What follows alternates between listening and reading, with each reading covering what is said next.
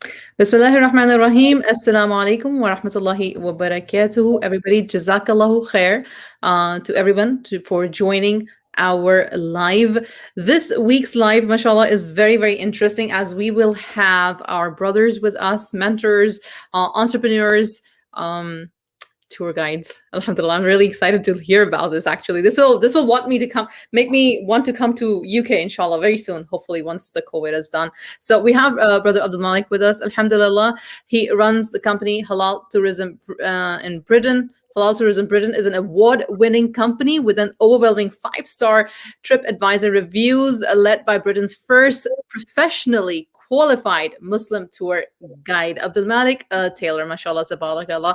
And alhamdulillah, you can definitely visit the website. It is halaltourismbritain.com. And they have actually won a couple of awards, mashallah, tabarakallah, and have put the Muslim tourism on the forefront. Being in UK, they have been featured in BBC as well, and Al Jazeera as well, on Islam Channel, on My Salam, on Iqra International, on Iman Channel. Lots and lots to say about halal tours, but I'll give the stage to the guest, mashallah, tabarakallah, brother AbdulMaalik. Bismillah, please. Assalamu alaikum, jazakallah for the nice introduction. My name's AbdulMaalik Tailor, and I don't think there's anything else I can add on top. I mean, you've mentioned everything that could be mentioned about me, but I've been asked to speak a bit about parenting, as well as how did I end up setting up what I have with Halal Tourism Britain. Do you have any specific questions you want to ask, or are you okay if I just freestyle, as they say? Yes, I mean, I would stop you in the middle, but the most intriguing factor for me is halal tourism in Britain. So that is, in fact, like how did that happen? What is that all about? The origins, where does it start from? Yeah. Well, what it was, I'm a convert to Islam for over 20 years, and since the days of when I was in university, I always had this fascination of looking at Muslim heritage within Britain, whilst everyone else was looking at, for example, like Spain and Turkey. Right. And I was looking at all that as well, but then I was thinking to myself, what do we know about Muslim heritage in Britain? Hardly anything. And if I was to ask, the vast majority of the Muslims in Britain, they didn't know nothing. And I thought to myself, you know what, I'm just going to continue looking at this Muslim heritage in Britain, and then from reading one article, I found a reference, and then from that reference I got the original article, and it was from one book to another book, and then it was like you just about see like a collection of books, etc. Behind me, that's my library, you could say. That's one bookshelf of a few more rats dotted around the room, and I just continued studying Muslim heritage in Britain. But then I wanted to, so this was at the same time I had actually got married as well, and I married a born Muslim, and I had a different business, you could say, which was called Islam for Children, and that was educating Muslim children, or those people who were educating Muslim children by selling children's Islamic educational resources. So if you imagine, I don't know if you have it in the States, of like early ELC, Early Learning Center. Yes, we do. I was the Muslim version of that. I had Arabic alphabet toys. I had the most amount of Islamic toys in the world. That's what people, when they looked at me, they said that I had the most, the largest range they came across. But then as time moved on, with the whole Islamic market and children's books as well, sales started to go down. The sister I'd married, she had 2 kids from a previous marriage, and I had 3 of my own as well. But then things were getting a bit. They ended in a divorce, the marriage, and I. In the marriage itself, I was actually a victim of domestic violence, and something that I used to do just to kind of stay away from things and keep to myself in some ways. I just used to read some books, etc. To do once again Muslim heritage of Britain, etc. Just get myself occupied. And my kids, they realized that I'd actually accelerated my reading, and they wanted to mimic me as well. And from that, I thought to myself, you know what? I've got the knowledge about Muslim heritage in Britain. Why can't I do something with it? And I initially started to do workshops about Tudors and Muslims, Vikings and Muslims, Victorians and Muslims, and just a normal timeline presentation. But then what I realized in a matter of months, I thought to myself, hold on a minute. If I took a bit from this presentation, that presentation, added a little bit here, spin to this part, I could in fact have a walking tour. Wow. So that's what I did. And but then I started getting, I had a website, and I started to get inquiries from abroad as well. I'm thinking, okay, I think maybe I'm like looking at it probably slightly wrong. I thought, let me reevaluate the whole project basically, and how it's been marketed, etc. So that's how it emerged. And the Central London one was one of the first tours that we had, and I've got a small video of that in my PowerPoint presentation. And that was the first Central London tour we ever had, and I had Al Jazeera TV come and film it, and they were shocked with some of their, what was covered in there. But in terms of like Islamic history in Britain, I'll save that for the PowerPoint. But that's how I established it. But whenever when I started it from day one, I always wanted to go one better. Mm-hmm. I didn't want to just settle for the basic, just giving a one walking tour in central London. Mm-hmm. I established more than one walking tour, and I think there's probably now about 20 something walking tours in around Britain, looking at Muslim heritage. Mm-hmm. And I also have like I put on a sightseeing tour bus as well. So an open top bus, if anyone wants to, for example, like book it out, or e-time, I would run it as well to the public. You can have like even a sightseeing cruise as well on the River Thames, this famous river in London. It's about 210 miles long. That comes from the English Channel and works its way through to Gloucestershire. And I even had a night bus then established as well. A night bus tour. Wow. And so it sounds as if from a fairy tale. Sort of like presenting, I had it, because when I was doing the walking tours, I used to see all these different sightseeing tour buses going past me, and I think to myself, you know what, inshallah, one day I'm going to have that as well. And Inshallah, mashallah, tabarakallah. So I would like to merge your professional life with you being a leader, mentor, father, a tour guide for the people who come from all around the world to a Western country to see Islamic sites, right? To understand that there's Muslim history tied in with these places. Of course, you did say that it all started with your reading. SubhanAllah, you were in a situation where Allah subhanahu wa ta'ala was testing you, and then through that test, this beautiful gift fell right into your lap. Of course, you must have worked really, really hard to establish it. I'm pretty sure there was a lot of hard work that went behind it. But I wanted to ask, like, when people come and when people want to hire this halal Muslim tourism, what is their perception? What is that they're thinking they're going to get? And when you see their expressions, what is happening? What do they say? How do they express it? They're completely amazed and they're shocked. They never imagined that Muslim heritage could go back so far. The earliest Muslim connection goes back to the 700s. Wow. So, that you're only looking at about 140 years after the death of Prophet Muhammad. That's the earliest Muslim connection we have. And just for the viewers, I will be explaining what that is when we move on to the PowerPoint presentation. But, you've got it for all the way back then. But if you say, well, hold on a minute, why don't we know about it? Britain is largely seen as a Judo-Christian country. And people don't take into consideration the Islamic aspect of it.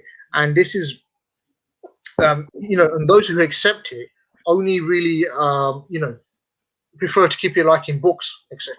And Mhm. I'm one of those individuals who like to get it from the books and present it out on the streets where it all took place. People value the context of it a lot more better, and they can actually see where it took place, as well as if there's any remnants of it still there as well. And that's what makes it more exciting. Definitely, definitely. Mashallah, if I'm ready to share the slides if you're ready, inshallah. Yeah, let's go. Yeah, alhamdulillah.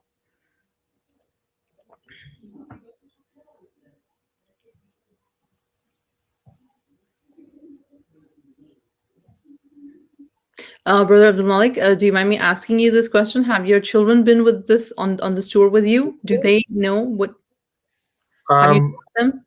I know my children haven't been on a tour, but they do know bits and pieces of it because they've came along me when we've done some like videoing. Right, right. Alhamdulillah. Okay, Bismillah. Bismillah, here we are. So, just a slight introduction. My name's AbdulMaalik Tailor, convert to Islam. You know that. It's been mentioned I'm Britain's first professionally qualified Muslim tour guide. That was something that came as an amazement for me when I applied for it. The Tour Guiding Association, they were shocked to see a Muslim name come through. They go, we've never had that before. And therefore, is this like came to the right email address? And then I was interviewed, I presented something, they loved it. I said, welcome on board. And I had multiple exams. That's something people don't realize, that we have to take exams and pass them in order to become professionally qualified. We don't Mm-hmm. just pick up a book and start walking the streets. But some notable finds that I did, I made basically. I discovered London's first mosque of 1895. Inshallah. Before that, we did have two mosques, one in Liverpool in 1889 Mm-hmm. and another one in Woking as well. Mm-hmm. Something else that I discovered was London's first public Eid prayers in 1894. Wow. And that now got what's called a blue plaque. So it's got like an actual recognition at the building where the Eid prayers took place as well. Wow, mashallah. So just mention over 25 tour experiences. Also do halal food cruises now, and provide much more fun as well. And you can follow on social media Muslim History Tours. So this is the earliest Muslim connection we have in Britain, and these are gold coins here, Yeah, it's yeah.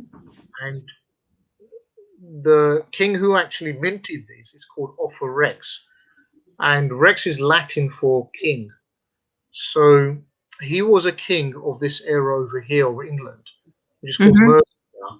And as you can see, it's the largest era of Mm-hmm. any like era in England. And he created a barrier here, what's called a dike, between England and Wales to keep out the Welsh. And he even fought the Vikings as well. So what Wow. a powerful English king he was. But you can see here we've got the Shahada here.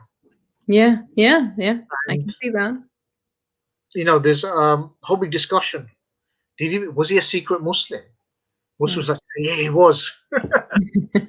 But what it seems to be in reality was we weren't too far away, or we were not too far away from Spain, and during this time, the Muslims entered into what's called Gibraltar, Jebel Mm-hmm. Tariq, which is a Mm-hmm. British Mm-hmm. colony, Mm-hmm. and in the year 711, and they went northwards, and they went all the way like halfway through France, entered into parts of Switzerland as well, and this became a place of civilization for Muslims, but obviously had Jews and Christians who traveled from England as well to gain knowledge. And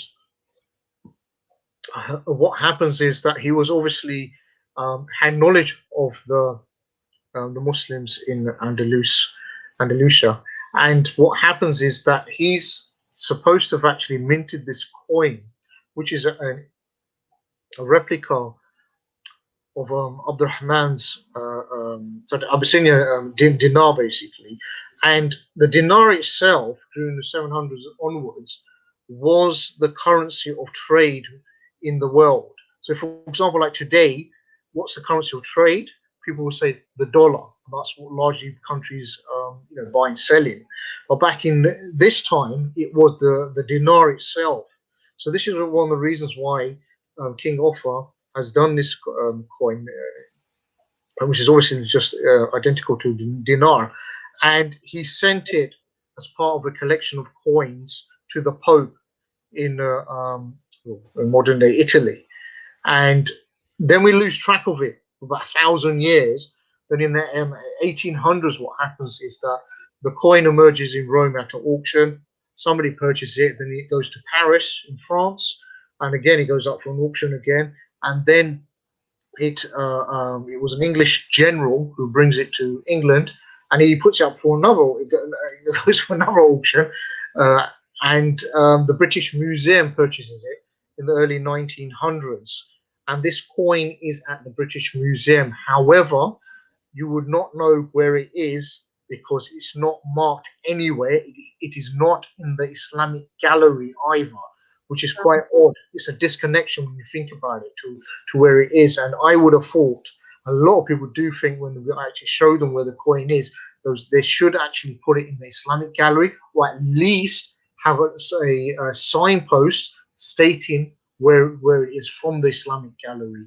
And just as a couple of side notes, we need to remember, I don't know if people around the world have actually heard about these terms, Europe living in the Dark Ages. I've been interviewed by multiple times by the media, and they use this. It must have been quite fascinating for you to find out when Europe was living in the Dark Ages, the Muslims were, leaders in science. I said, whoa, stop! I've got to stop you there. You need to recorrect what you're saying to me, what you're asking me. They're like a bit puzzled. I said, look what you said. Whilst Europe was living in the Dark Ages, the Muslims who were in Andalusia were not outsiders. They were part of Europe. So what they should actually in reality be saying, whilst the Christian north of Europe was living in the Dark Ages, the Muslim south flourished. This is a bit of a term in terms of terminology. We really need to, we need to embrace it ourselves. I heard Muslims say this as well. And we need to correct people as well. And even where this, where people say the coin should be in the British Museum, in the Islamic Gallery, the official name of that gallery is the Islamic World Gallery. I don't use this terminology either because of the where it was coined from. The origins of it was from the time of the Crusaders, who went from Europe to the Middle East to reclaim, as I say, the Holy Land and attack, massacred tons of Muslims along the millions of Muslims along the way. And the Crusaders themselves said that they coined it themselves to signify that the Muslims came from a different planet, which wasn't Earth. It was like, on some far galaxy, basically. I mean, if you look at it, we don't hear about the Christian world, the Hindu world, the Jewish world. We just don't hear about it with any other faith. But it's only the Muslims who have this. And I hate to say it, but it's the Muslims themselves who use this the most. That's how far embedded what the Crusaders have done, and we're still living that legacy in our mind. So it's quite, that's quite shocking that we need to come out of that mindset as well, in terms of the terminology that we're using. So this is wrap up this point is just to slide is earliest Muslim connection 770. You can see how close it was to the time of the death of Prophet Muhammad. Yes. Okay, this is an interesting one, and I've known about the first translation of the English Quran for a number of years, and it wasn't done by an English person; it was a Scottish person, and that's him over there. And his name is Alexander Ross, and he became a vicar, and the year was 1649, and I didn't know where he had actually made the translation. But what I thought it turned out it wasn't there. And there's a small island on the southern coast of England called Isle of Wight, and I thought it was there where he made the translation. but in reality, it turns out to be not too far, but it's on mainland England, which I want to discuss a little bit. But this is what he translated here, the Al Quran of Muhammad. So they thought obviously Muhammad Prophet wrote it. And just as an additional point here, anywhere you see the spelling of the Quran with a C or with a K, kind of instantly what's going to follow is Islamophobic. Mm-hmm. And it's something to bear in mind. And this Quran was a translation of the French translation, which was a translation of the Arabic translation. So it wasn't a straight translation. Yep. And therefore contained some mistakes as well.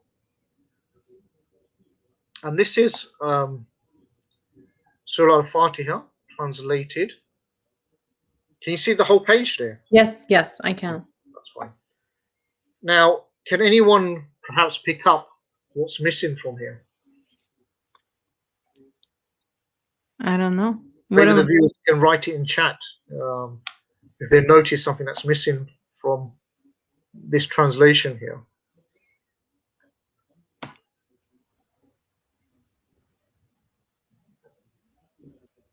I don't know.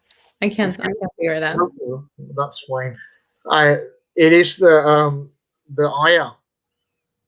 Rabbil Alameen. It's missing in the English translation. Lord of the worlds. It's not there. Right. King of the Day of Judgment, it says, but not Rabbil Alameen. Yeah. So he may have done it on purpose. We don't know, but it wasn't obviously at that time a translation to promote Islam. It was there in order for people to understand it, to critique it, to prove it wrong. And this was the building where it actually took place. It's called Bramshill House, which, believe it or not, is on the property market for £10 million. But he was living here towards the end of his life, and he died in the 1650s. So he was actually this was in fact a former building that used to belong to the fat English king called King Henry VIII, and it became even like a police training college as well. That's how most people recall it today. It's a police training college. So it'd be quite interesting if there were any Muslims who actually were there training. They probably didn't know that that's where the first English translation of the Quran actually happened. Yeah, subhanAllah. Couldn't have imagined that though.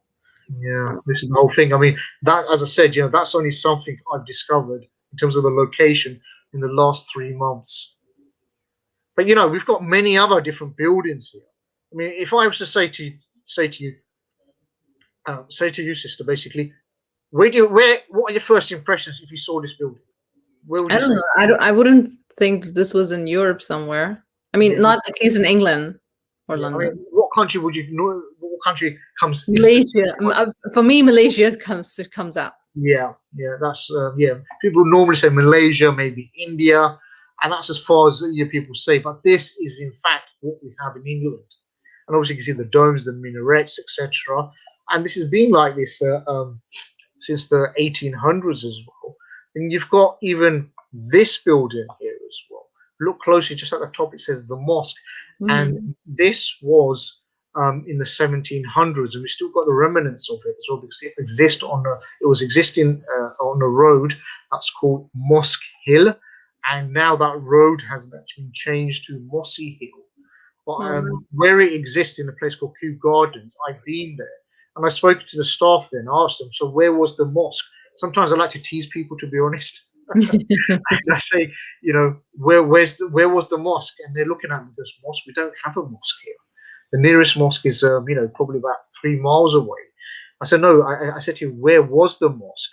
I said, no. And they say, Mr. Taylor, no, we don't have a mosque here. I go, no, I know that. I'm asking, where was it though? And I said, you used to have one about 300 years ago. I said, we've never had a mosque here. No. And then, to be honest, they go and find out from that member of staff. Oh, there was once upon a time a mosque at Kew Gardens. Yeah. I mean, we've got this, castle here as well. This is called Beeston Castle, and what's unique about this is the person who actually built it. His name was Renolf de Blondeville, and this castle is more than 1,000 years old. And Blondeville took part in the Crusades. Yeah. And this castle, believe it or not, is a replica of Saladin Ayyubi's castle in Syria. Mashallah. And that's truly amazing. People never would expect that. In Britain, we have castles which are replicas of Muslim castles. And Blondeville didn't just do this castle; he actually established different castles in Britain based upon Muslim architecture as well. And what we have here, you can obviously see the rounded parts as well. At the top, what would happen? This is known as D-link. Back in the old days, you'd have archers at the top who would be shooting down, and this would give them easy movability. Whilst previously English castles had just squared out perimeters, as opposed to D-links shaped over here. So you can see from what I'm saying is that castles were inspired by British castles were inspired by Islamic architecture. Yep. Yeah. So this is something else. What we find quite commonly around beach piers around Britain, you'll find sometimes get doubled up as Eastern decorative buildings. I mean, what we have here is a bandstand and a pavilion, when in fact, in reality, it's Islamically inspired. And this was something during Queen Victoria's time that became more widespread in terms of the architecture, because Queen Victoria, she was the Empress of India. And she was fascinated by Islamic architecture, as well as she had a what's called a munshi. She had Urdu lessons every day, and she could speak fluent Urdu and write fluent Urdu as well. Oh, really? I never knew that. Yeah, there's a film, in fact, called Victorian Abdul that people might be interested in. It's a bit of a comedy type one, but it does do justice in terms of the whole relationship of Victoria and a person called Abdul. It's supposed to be Abdul Karim, was Hafiz Abdul Karim. He actually came from Agra in India, and he had two wives. Both of them were what we obviously call niqabis, and it was noted they were fully veiled. They walked arm in arm with Queen Victoria on the grounds of the royal palaces as well. Wow. And there's a whole debate about whether the niqab fits in with British society. Or hold on a minute, what was Queen Victoria doing in the royal palaces?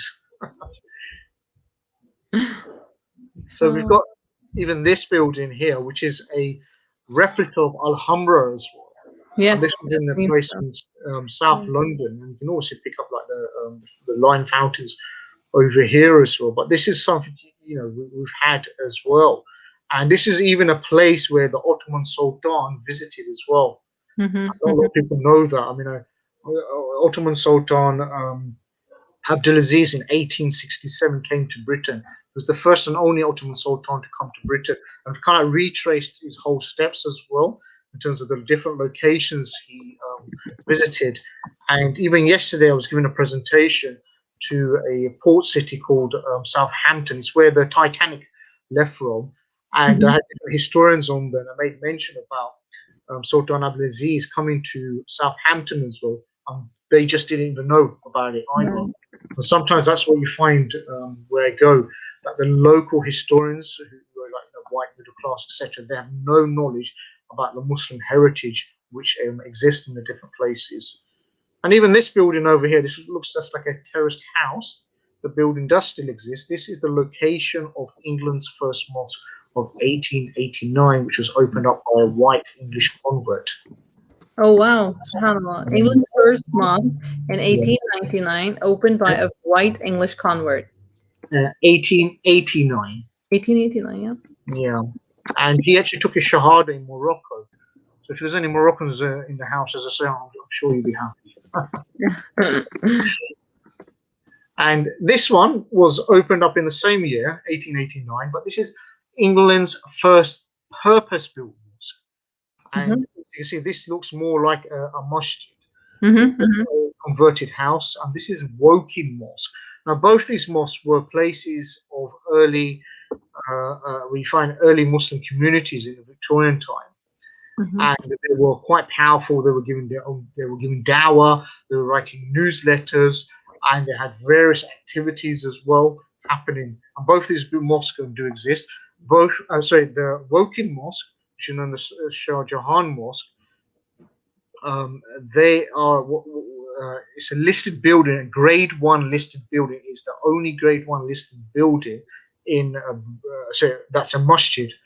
And what it means by being grade one means it has significant historical importance in Britain, the Okay. building. Mm-hmm.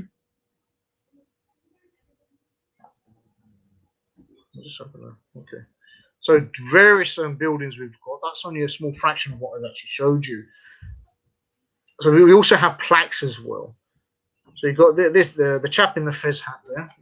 There we are. Yeah. And there's a plaque in the background. We've got the local council. We've got the mayor as well who's there.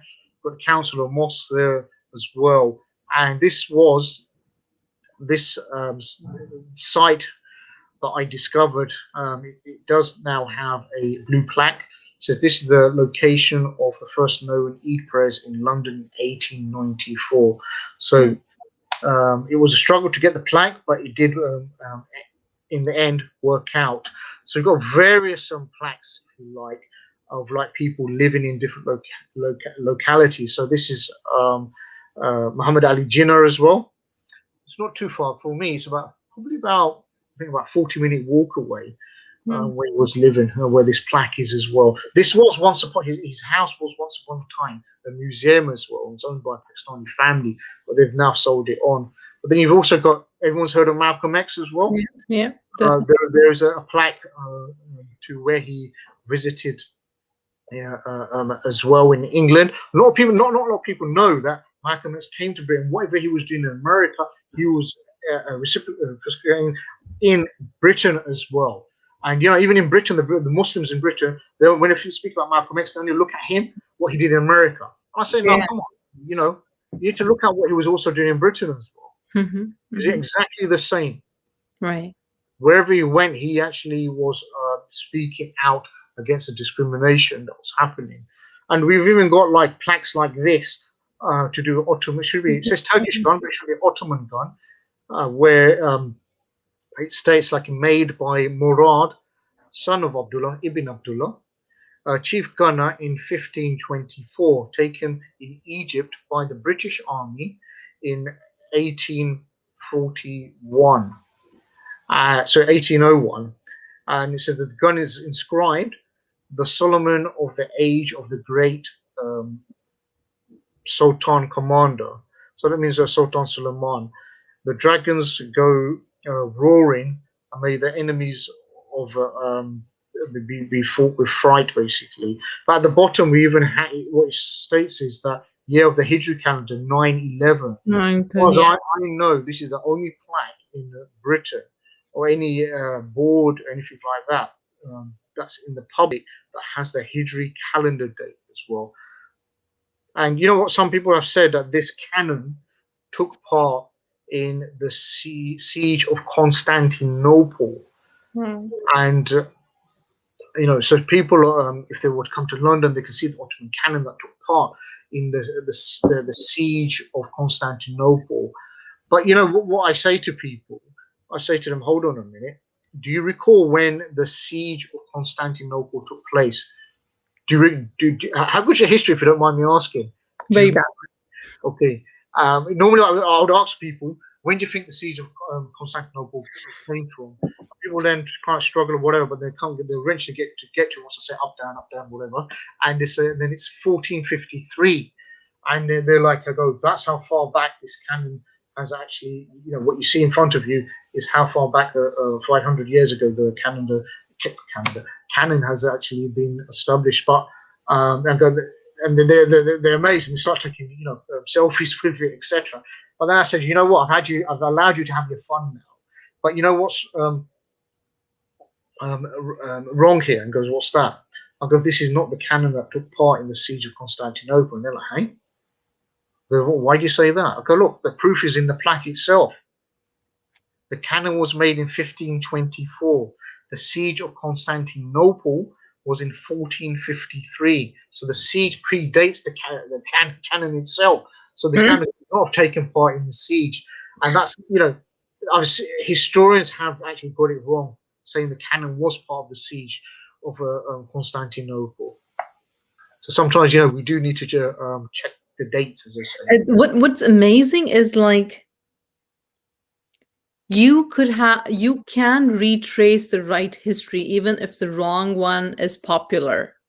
Absolutely. You just need to have that patience to retrace it, and you will get answers, which is amazing to me because we've always read history from history books, and now we see that every historian has their own point of view. But this is definitely your passion, and it shows that if you go back and retrace it and see like whether this information that I'm getting is right or wrong, subhanallah, it's definitely something. Yeah, I mean, it's like a prime example is like in Southampton.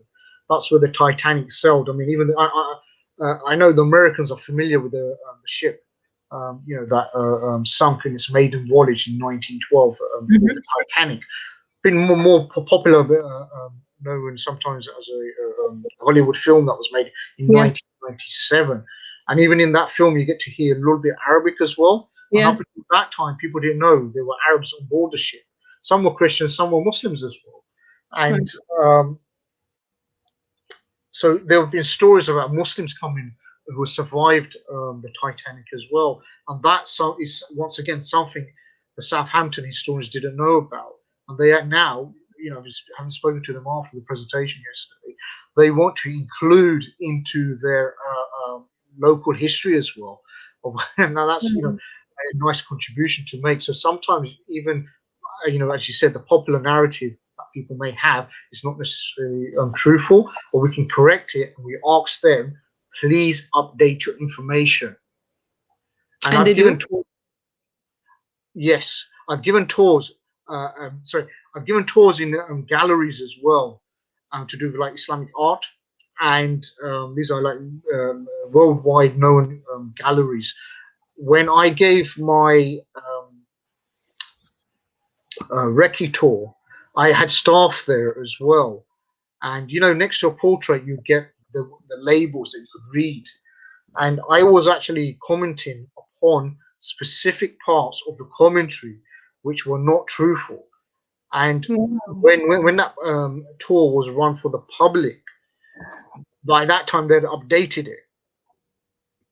But what I did not like was that they never gave any recognition that they updated it because of me. Brother AbdulMaalik, if you don't mind, there's a young chap. His name is Ibrahim. He's 12 years old, and he's saying, "Do you know any authentic book on Islamic history for kids of my age?" Look at his library, Ibrahim. He has many authentic books. There is one called the Islamic Empires. We can't see it on the screen. Just let me. Can you hold it up towards your face? Maybe then we can. Yes. There's this one, the Islamic Empires.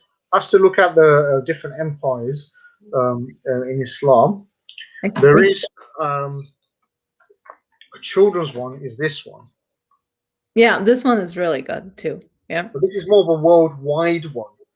Right. If you're thinking about a specific Islamic history book for children relating to Britain, at the moment we don't have it. And I use the words "at the moment we don't have it," and that's because I'm actually writing one. Yes. And that's what people are looking forward to. And I've got information in there, facts basically, which have not even been made public. And so, people are going to be enjoying it. I'm actually, I'm not, to be honest, going through a Muslim publisher either. And the reason for that is because I want the book to go to schools and libraries. Oh, wow. Reach will be more bigger. And as I say, non-Muslim children can actually have access to the book more easily. It will become a book that as I said, every class in the Part school. of a curriculum for generations to come. Mashallah. Yeah. Brother, can you name the book again? Not the second one, the first one. Oh, the first one, the Islamic empires. Islamic empires. Okay. Do we have a publisher with it, or do they can get it on Yeah, this Amazon? was called Raintree. Rain. Raintree. Okay. Okay. Inshallah. Let me. I mean, there isn't, to be honest, many children's books of history, and for adults there is. There's plenty, but generally what I find is that the adults who are writing the books, they largely keep it within academia, and that's what I keep saying to them. You know, we need to embrace social media for the different ages of the young audiences. They know I like to take things to the streets where it will happen, to get it very much into public spaces. That's what I love doing. I also am working on some sites, more sites to get plaques as well. Inshallah, that's fantastic. Alhamdulillah. Yeah. So we've all, there's different types of people. This was Queen Victoria's Munshi, who taught Queen Victoria Urdu and Hindustani. She used to have lessons every day because this chap was a Hafiz of the Quran. He had two wives, as I said, who were wearing the niqab as well. This is somebody else. If you look closely, it has a year there called 1600. That's how early, in fact, Muslims were coming to England before then as well. But this is like a portrait we have. And his name was Abdul Wahid. It was noted that he was facing eastwards as well as doing his own halal chicken. He was from Morocco, so maybe he was actually cooking some nice and fresh tagines whilst he was over here as well. This is a highly decorative sword. It's over 6 foot tall, and this is how he was dressed. He came with another 25 Moroccans in the year 1600. This is yet again another Moroccan, except this was 1682. And you can see he's on a horse over here, and his mother was English, and his wife was English as well. Okay. And if you look just underneath his legs over here, you see just like there's like a dome shape there. Yes, yes, I see. Minaret almost. Yep. This part, I'm the only one who's actually picked this up, and I've actually tried to find out about this. In all the commentaries I've actually seen about this portrait, there's nothing mentioned about this building. And I've raised it with endless people. I go, what is this building here? Because this looks exactly like a masjid. And this is taken in the central London Hyde Park. So are we being told, like in the 1682, in central London, there was a masjid? Wow, subhanAllah. But, we've got this person over here. This is somebody called Lady Cobbold, and this is what she was wearing when she went to Hajj. She was her claim to fame is that she was the first British Muslim, the first publicly known British Muslim to make Hajj as well. Wow, mashallah, mashallah. We have this person called Aziz al-Haq, who had an invention stolen by a police officer, and the police officer got the fame in this country. Sometimes you come across stories where Muslims were the pioneers, but the non-Muslims took it as the idea. Yeah, many times we come across stories. The time of colonization, and that's in fact, tell the truth, his granddaughter is in New York as well, in America. We've actually established contact, and we're trying to raise the profile of Aziz al-Haq as well. Haq, translated to English, means the truth. Look how Allah subhanahu wa ta'ala, blessed him with the name Haq. Sometimes, you think about it's going to be a testament for him against what was done against him. We've got this chap over here. It's Haji Muhammad Doli, who opened up London's first mosque. Mashallah. Buried in England as well. And we've got this chap over here. Was he a Muslim too? No, he wasn't. He wasn't. This is the Black King of England called King Henry VIII. And the reason I had to put it in to break the picture up a little bit, surprise people. If there's anyone from Britain that will recognize him, was he Muslim? He wasn't Muslim, but he had Muslim connections. He had a Turkish bath. And this was a English king around late 1400s, in what's called the Tudor time. And if you look at the in the background here, what he has here is Islamically inspired curtains, and what we have on the floor here is like it's called a Turkish rug. Yeah. yeah, Turkish rug, or what's known as an Ushek rug.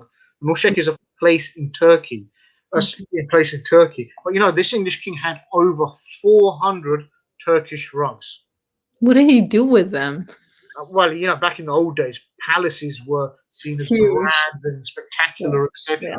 So, you know, it was something. Oh, well, let's save some energy by having some carpets. But what I'm going to do, you know, this is just to show how the different tools are. So I've got a short video here. تحمل هذه المعالم التاريخية في وسط لندن مزيدا من المعلومات للمنقبين في صفحات التاريخ، وهو ما أغرى جمعية التاريخ الإسلامي لبريطانيا بتنظيم جولة للتعريف بتفاصيل العلاقات التاريخية بين بريطانيا والمسلمين. مدرسة ويستمنستر العريقة مثلا كانت تدرس اللغة العربية في القرن السابع عشر. إذا بحثت عن الإسلام في بريطانيا على يوتيوب فستجد مظاهرات وخلافه، أما إذا بحثت عن الإسلام في أمريكا أو في أستراليا فستجد أشياء عن التاريخ.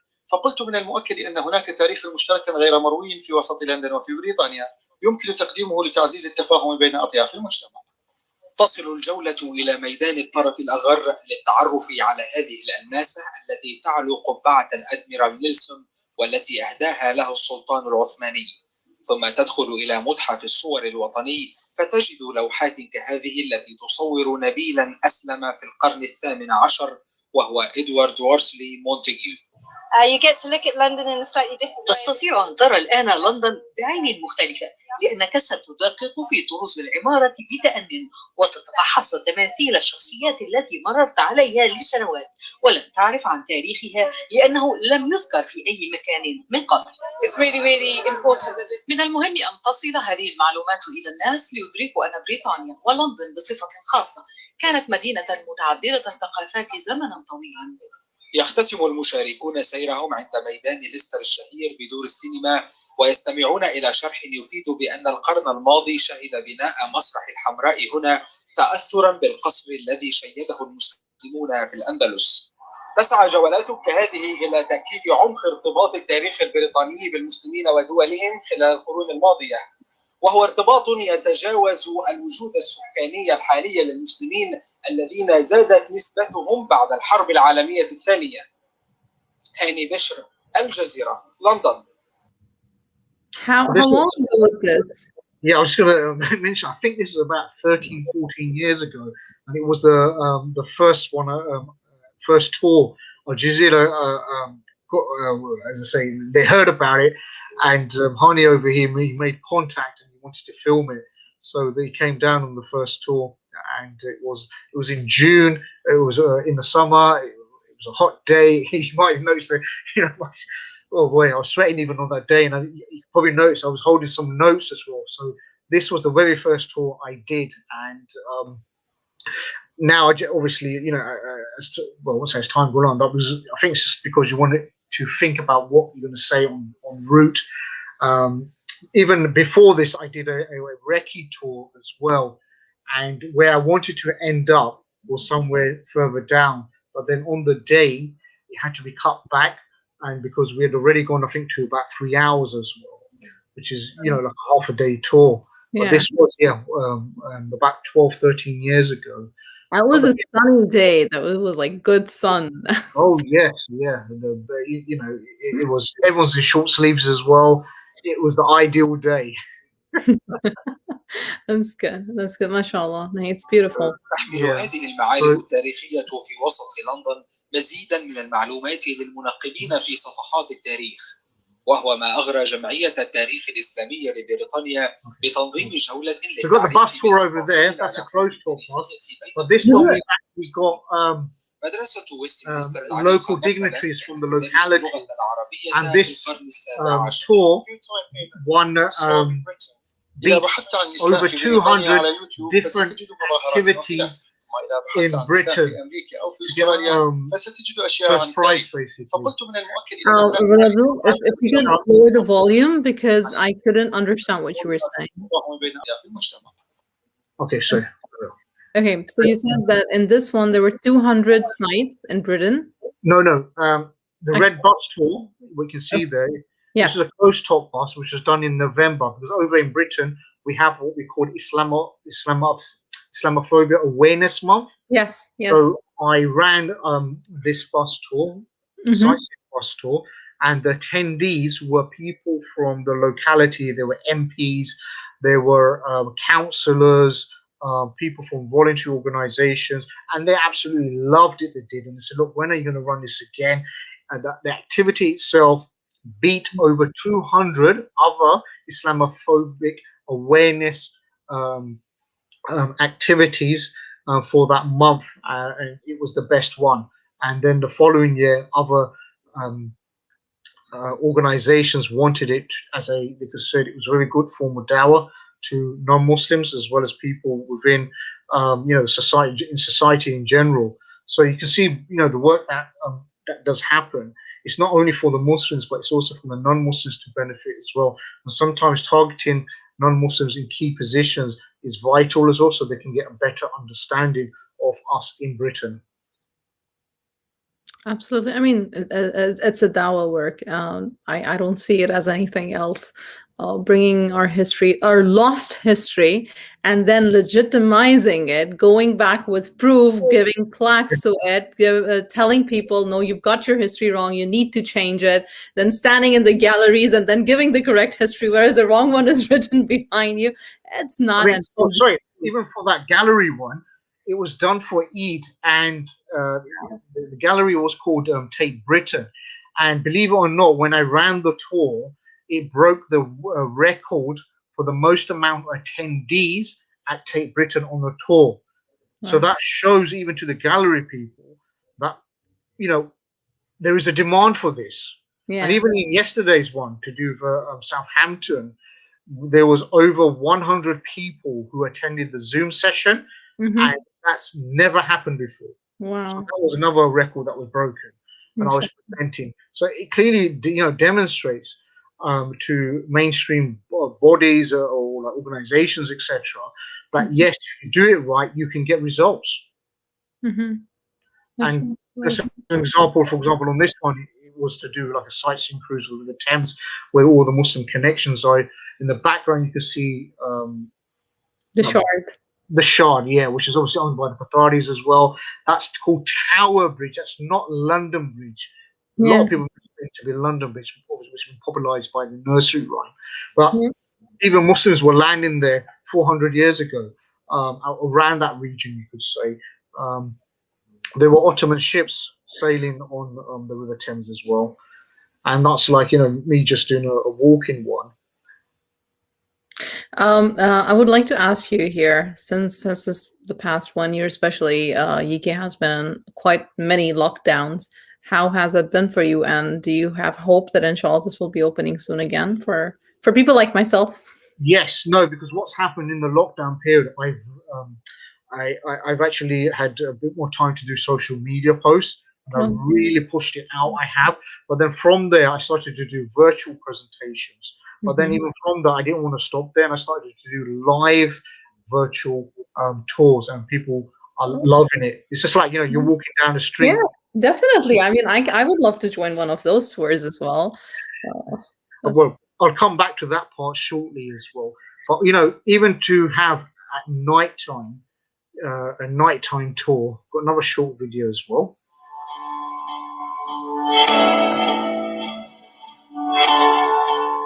If you were to ever join our nighttime bus tour, this is what you would see. Or some of it, I should say.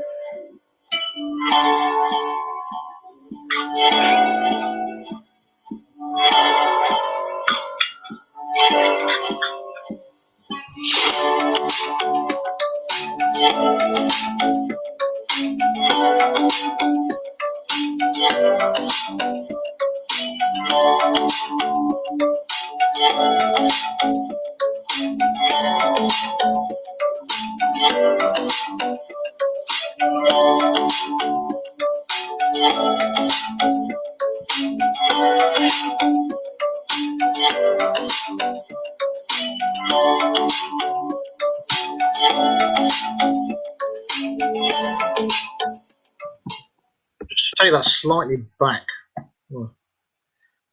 Muslim history. There's a building here. Mm-hmm. Just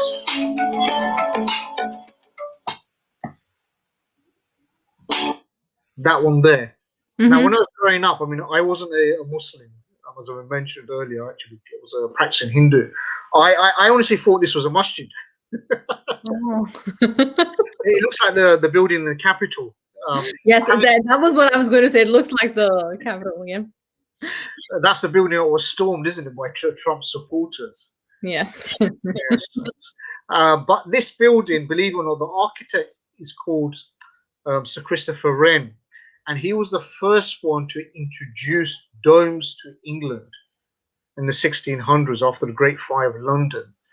And what he says about what we call Gothic architecture is amazing. Mm-hmm. He actually states that we don't owe this to the Italians or the French. They were destroyers. They weren't builders. He said we owe Gothic architecture to the Saracens and the Arabics, meaning the Muslims. Wow. So there is recognition of our architecture being influenced or inspired into British buildings as well. Mm-hmm. And, you know, even when this building was being built, you may recall the Moroccan ambassador who was on the horseback. He was going past here, and he actually paid the builders of this is called St. Paul's Cathedral. Mm-hmm. He paid the builders of it 9 guineas each. So there is a bit of an indirect Muslim contribution to St. Paul's Cathedral as well. Wow. But yeah, I mean, just to speak about the live virtual tour, we've got it on this Sunday. It only costs them £5, and you can join from anywhere around the world. I mean, last week we had the first one, and people loved it. We had people from Barbados, Canada, some of the other countries as well, but there was a few other ones obviously from UK as well, but they all thoroughly enjoyed it. They gave 5-star TripAdvisor's reviews, and they were waiting for the next one, which is we're going to be looking at what's known as Trafalgar Square, a world famous square in the UK, mm-hmm. Where we have like what's called Nelson's Column. Right. And the Muslim connections to do with Trafalgar Square that even British Muslims don't know, as well as non-Muslims don't even know about the Muslim connections to do with Trafalgar Square. There is a Muslim crescent in Trafalgar Square as well, and people are, you know, sometimes they think that I've just gone there and hid it like the night before. I go, no, I haven't done that. But it's amazing what you can find. You know, from one side of London to the other side, I could do a walking tour. You know, go to different places, etc., etc.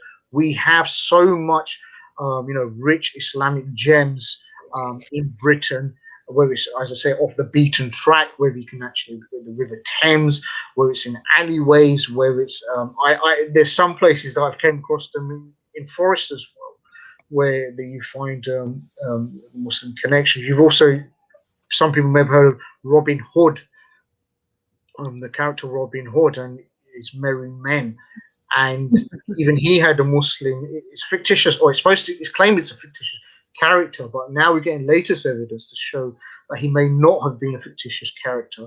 And then we get Morgan Freeman, who plays Azim the Moor. So there is proof as well that we had Muslims in Britain as early as the 1100s. Mm-hmm. But nobody would actually imagine that to be the case. But yeah, so folks, if you're wherever you are, you know, viewing from around the world, this is the next live virtual tour experience that's going to be on Sunday, this Sunday at 3 p.m. UK time. And yeah, just don't mind, I'd just like to mention, follow us on social media, Facebook, Instagram, Twitter, and YouTube. We are working on YouTube, some YouTube videos as well. And inshallah, we're going to be showing them in Ramadan as well. And the first one's going to be London's first mosque, where the history of it, and the person who was called Haji Muhammad Doli, who earlier I showed the picture of, and you know what happened to him. But yeah, so any questions? No, actually, no questions. In fact, looking forward to this tour and the one that you just talked about, the first masjid and the history. And I would definitely want my children to be attending the lives. Alhamdulillah. Jazakallahu khair, Brother. Any questions from the chat? No, actually. They again wanted to know about the book, but I did not respond to that. If you Google the book with Islamic empires, you will find the author of it and where to get it. Inshallah, it's easy. I just Googled it as well, so it was there. Okay, that's great. So I mean, if you want to know the website, the direct one is halaltourismbritain.com. www.halaltourismbritain.com. Yeah. My spellings aren't very good, so I'll just leave it. I'll put it back in the. I'll put it later in the chat box because I know I'll mess it up. But yeah, as I said, would really welcome anyone from around the world, wherever you guys are, to come on the tours. You know, to be honest, if people want to come for a proper holiday package, we've done it as well for families from abroad as well, Canada, America. Sometimes, like, you know, although they may have family here, they still want to keep that little bit of independence as well. So you can plan out the whole routine without them knowing about it. Yeah, we would definitely like that. But inshallah, may Allah subhanahu wa ta'ala make it easy. Alhamdulillah. It's www.halaltourismbritain.com, right? Am I right? That's correct. Yeah, because they're asking for the website, and I'm not putting it in because I know I will mess up the spelling. But okay, we'll do this. Brother Abdul, if you would just spell it out for me so that I don't mess up the spelling, so that it's said. Okay. www.halal HALAL. Yep. Tourism. I don't know. TOURISM.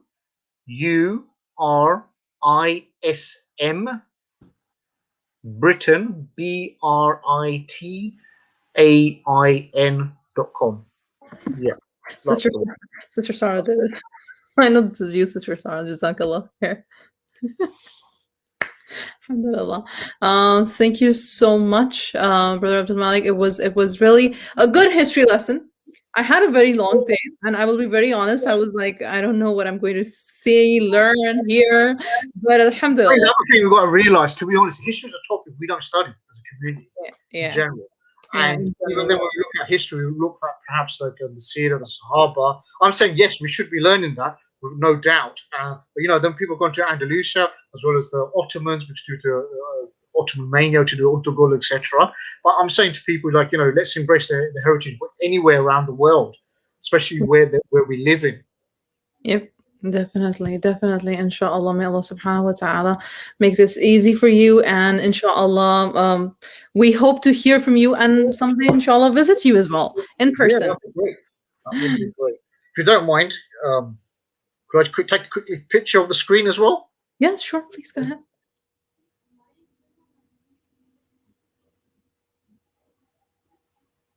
That's good. Fantastic.